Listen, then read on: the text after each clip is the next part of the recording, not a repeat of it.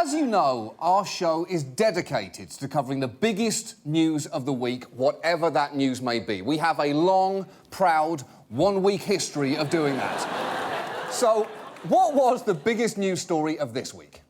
We begin in Oklahoma tonight with an execution that didn't go as planned. A convicted killer from Oklahoma dies after a botched execution.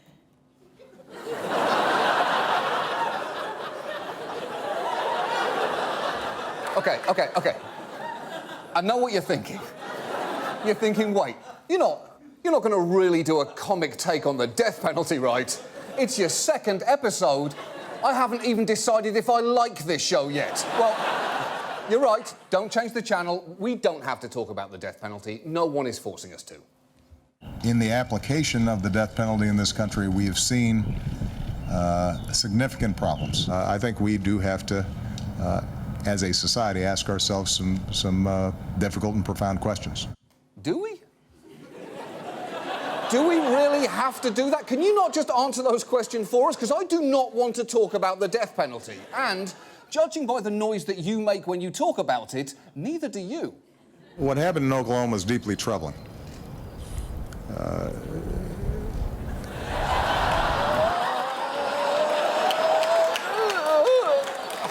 I know that sound.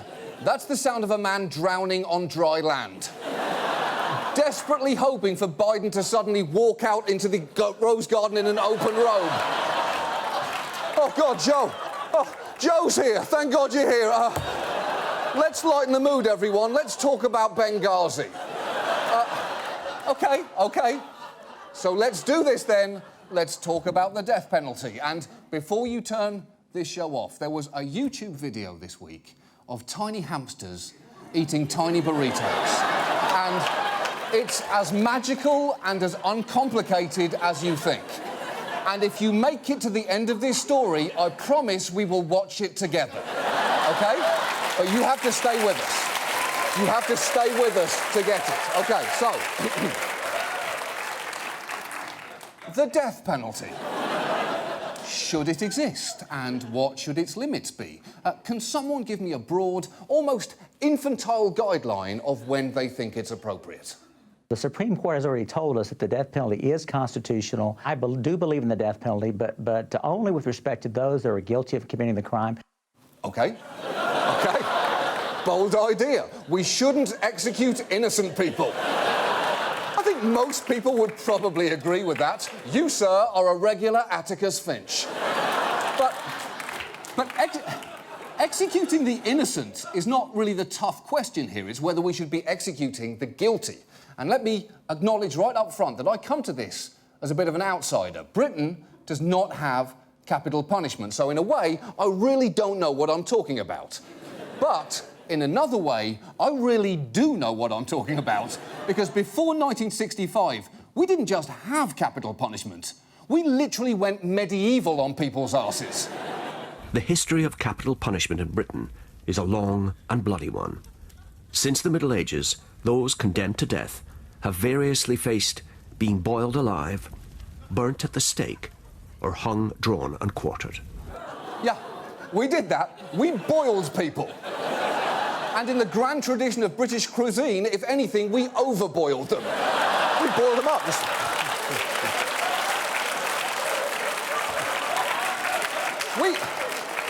We loved killing people so much, we kept coming up with new inventive techniques that looked like they were designed by the Marquis de Sade and named by Willy Wonka. This is the head crusher. The small and seemingly innocuous thumb biter originates in 14th century Scotland. These devices have almost childlike names, like pennywinkies. Ooh, that's right, pennywinkies. A delightful English cousin of the throaty tug-tug and the jolly shocky buzz-buzz tickly-wickly seat.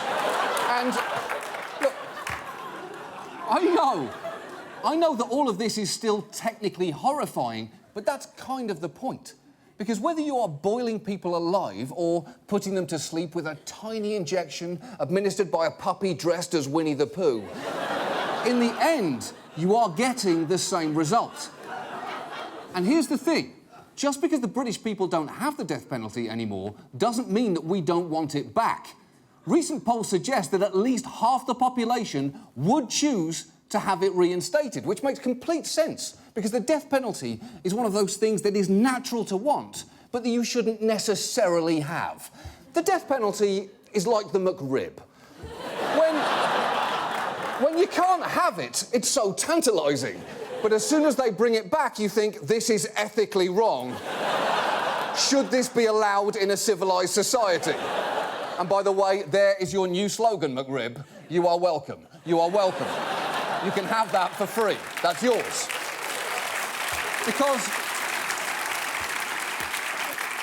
Because there are things about having the death penalty which might make you a little bit queasy. What does the United States have in common with Iran, Iraq, and Saudi Arabia? The answer is the death penalty. According to Amnesty International, those four nations and China are responsible for 82% of the world's executions.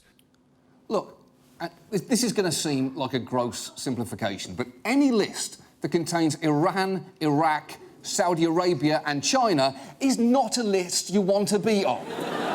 Ideally, you want to be on one of those lists that Finland is on. Finland is on all the good lists, like countries with the best pastries or best countries to host your overseas lesbian wedding. And I know what some of you are thinking, but John, I hear you saying that most Western countries no longer have executions, but if someone committed a heinous crime, I would still very much like to kill them. OK, well, let's start with if. There have been 312 DNA exonerations in this country since we've been doing forensic testing. It is interesting how things which were once considered complete airtight evidence against somebody are now sort of being viewed as junk science. Isn't it interesting? Is interesting really the word that you're looking for there, Cooper? Facts found on Snapple caps are interesting. The Statue of Liberty's nose is 4 feet 6 inches long. Huh, that's an interesting fact. But facts like innocent people are potentially executed by our government on a regular basis are not so much interesting as fucking horrifying. Put it this way, if you found that on the bottom of a Chobani lid, that would make a container of Chobani even harder to swallow than it already is. And look, statistics suggest that false convictions aren't all that rare. Just this week, we are learning from the proceedings of the National Academy of Sciences a study that shows 4% of death row inmates are innocent.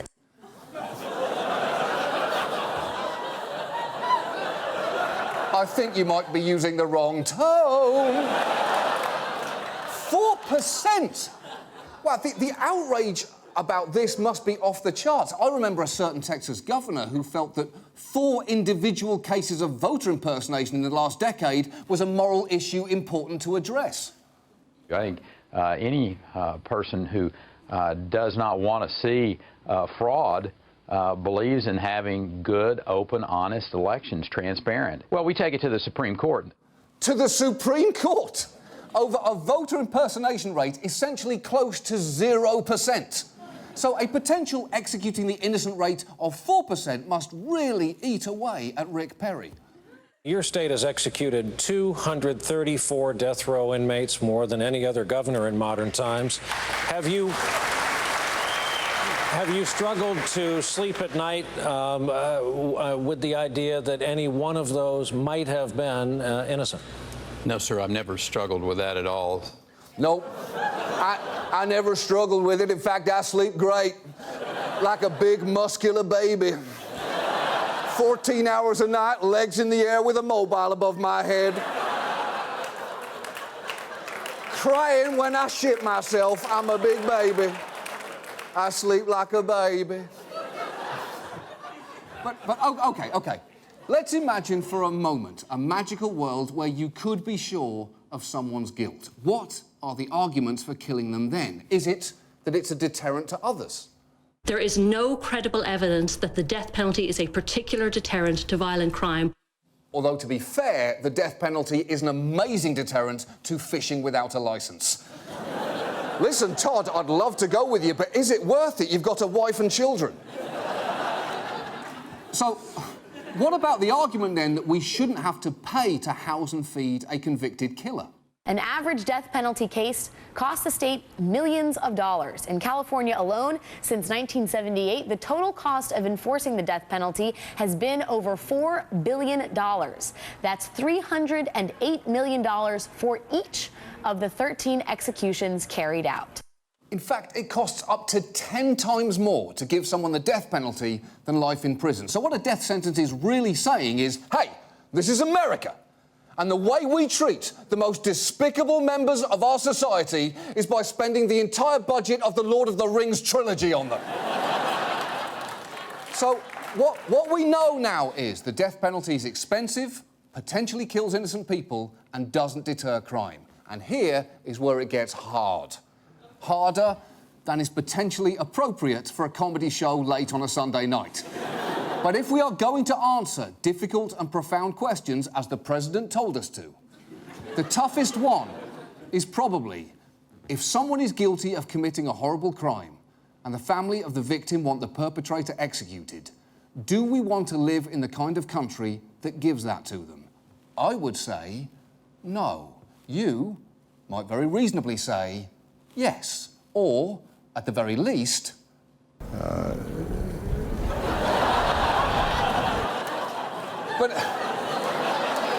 But it's a question that is going to need an answer. And in the meantime, a much easier question is, do you want to watch a YouTube video of a tiny hamster eating a tiny burrito? Because at this point, you have fucking earned it.